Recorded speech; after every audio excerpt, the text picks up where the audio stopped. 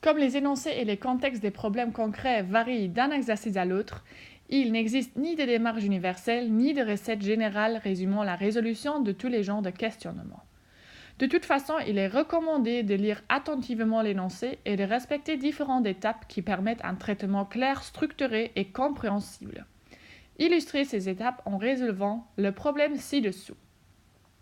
Pour couvrir les frais d'une excursion en groupe, on demande à chaque participant la somme de 51 €. Or, en dernière minute, 12 personnes n'ont pas pu participer à l'excursion à cause d'une épidémie de grippe et il a fallu répartir les frais entre ceux qui restaient, soit 68 € par personne. Combien de personnes le groupe comptait-il au départ? Dans une première phase, nous clarifions le questionnement.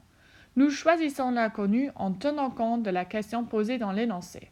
Combien de personnes le groupe comptait-il au départ?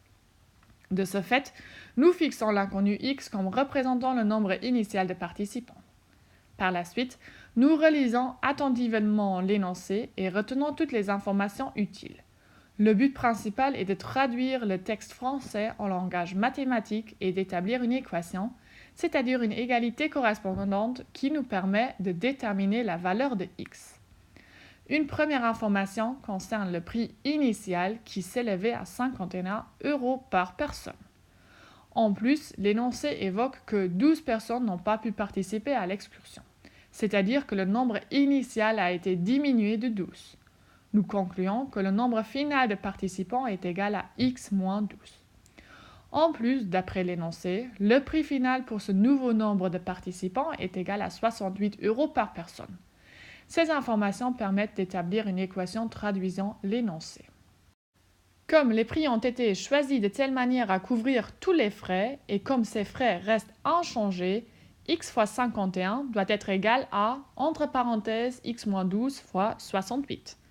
Dans la situation initiale, x représente le nombre de participants et 51 le prix par personne. Donc les frais s'élevaient à un montant total de 51x.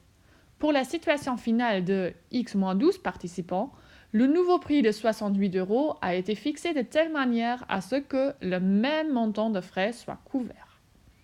Dans la suite, nous appliquons les différents principes de résolution afin de déterminer la solution de cette équation qui représente le nombre initial de participants.